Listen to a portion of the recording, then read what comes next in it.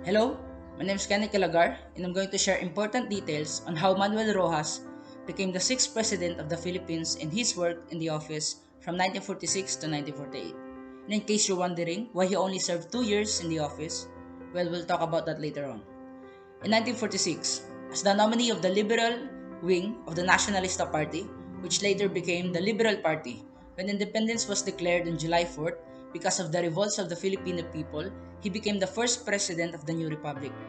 Manuel Roxas served the most critical and crucial time in Philippine history. The island fell under the Japanese occupation during World War II, and long story short, we held our grounds and regained control over the map of the Philippines. His work in the office is something to acknowledge. With only 2 years of serving time, he enacted some of the most important acts in the Philippine Constitution. Republic Act No. 34, known as the Philippine Rice Tenancy Act. It is a 70-30 sharing arrangement between tenant and landlord.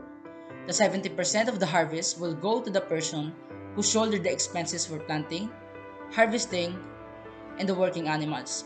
For example, hasyendero ka, and you own hectares of land that has mango trees. The tenant sees this as an opportunity to garner a profit, provided that he will pay all the expenses, pataba, insecticides, labor, and material. The overall profit should be split by 70% for the tenant and 30% for the landlord. Republic Act No. 55 provided for a more effective safeguard against arbitrary ejectment of the tenants. Back in the day, there were many disputes and conflicts between abusive landlords against tenants. Talagang pag mahirap ka, wala kang karapatang lumaban. Manuel Roxas decided to create a system that prohibits landlords from ejecting tenants from informal reason. By this, it creates a prosperous community that aids poverty and hunger across the nation. And why did Manuel Roxas only serve 2 years in the Constitution? Well, Roxas died from a heart attack and was replaced by his Vice President, Elpidio Quirino. Elpidio Rivera Quirino was born on November 16, 1890 and died on February 29, 1956. From 1948 until 1953, he was the Philippines' sixth president, a Filipino lawyer and a politician. Quirino began his political career as a delegate for the province of Ilocos Sur from 1999 to 1925. From 1925 to 1935, he served as a senator in the United States Senate.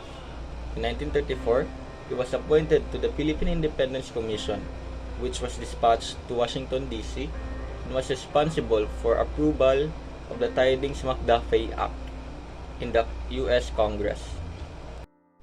He was also elected to the 1935 Constitutional Convention, which wrote the Philippines Constitution for newly formed Philippine Commonwealth in 1935. He served as a secretary to the Interior and Finance in President Manuel L. Quezon cabinet in the new government. President Elpidio Quirino II, upon assuming the reins of government, Quirino announced two main objectives of his administration. First, the economic reconstruction of the nation, and the second, restoration the faith and confidence of the people in the government. President Quirino, Foster Agreement in 1950, signed an agreement whereby President Aquino undertook to secure from the Philippine Congress the following legislation: appropriate minimum wage legislation, increased taxation legislation designed to balance the Philippine budget. Quirino, the sixth president of the Philippines, died to a heart attack on February 29, the leap year of 1956, at his summer residence at the top of a hill overlooking the Senec La Mesa Dam and Reservoir in Barangay Greater Lagro, Novaliches, Quezon City. Hello, my name is Earl Jonathan Lim, and today I'm going to talk about Ramon Magsaysay. So, Ramon Del Fierro Magsaysay Sr., also known as Ramon Magsaysay, is the 7th President of the Republic of the Philippines. His term started on December 13, 1953, and ended March 17, 1957.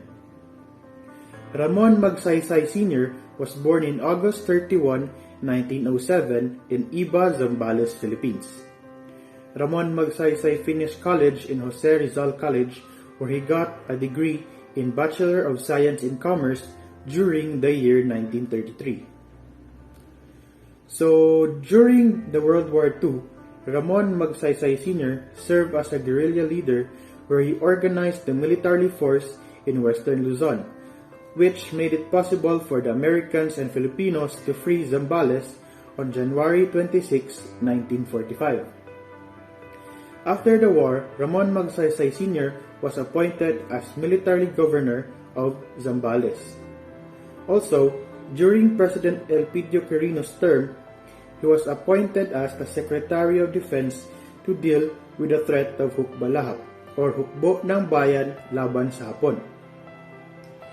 He dealt with the hukbalahap by giving relief goods to the community, where he then got the people's trust, making it easier for him to deal with the hukbalahap. In 1953, Ramon Magsaysay Sr. won the election against Elpidio Quirino. Ramon Magsaysay focused on the economy and the security of the Philippines and made connections with the United States of America. He pursued agrarian reforms in the nation, but many were against him.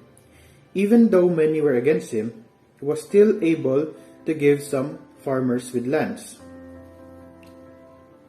Ramon Magsaysay had a successful presidency, but unfortunately, his term was cut short because he died in a plane crash in March 17, 1957 at the age of 49. So that is all for Ramon Magsaysay Sr. and his term in the Philippine presidency. So thank you. These three presidents display profound statesmanship and intelligence, left a legacy of integrity and nationalism, being credited with restoring peace, law, and order during their years. President Roxas were credited for being the master of economics. President Quirino were marked by notable post-war construction, increased economic aid from the U.S., and general economic gains. And President Magsaysay, brilliant counter-insurgency efforts, unprecedented. He gave land to the people and created a government of the people, by the people, and for the people. These three presidents were the best president we ever had because of their excellency in reigning of being a good leader and a role model for the youth, especially in improving the economy of the Philippines. In rehabilitation centers, administration created a solid infrastructure nationwide, increased industrialization, decreased the number of criminal acts and drug activities in the said country.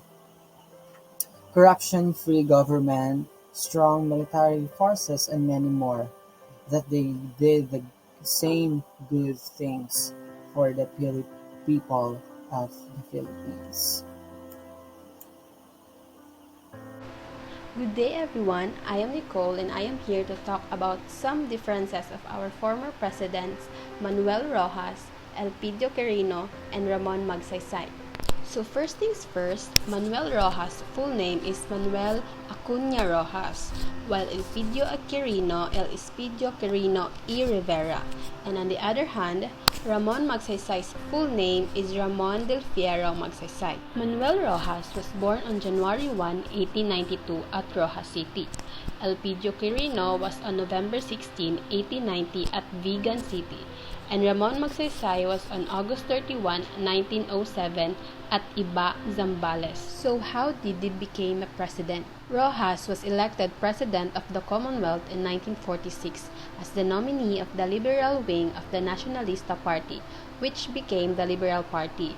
And when independence was declared on July 4, he became the first president of the new republic. While Elpidio Quirino In 1949, Philippine presidential and vice presidential elections were held on November 8, 1949.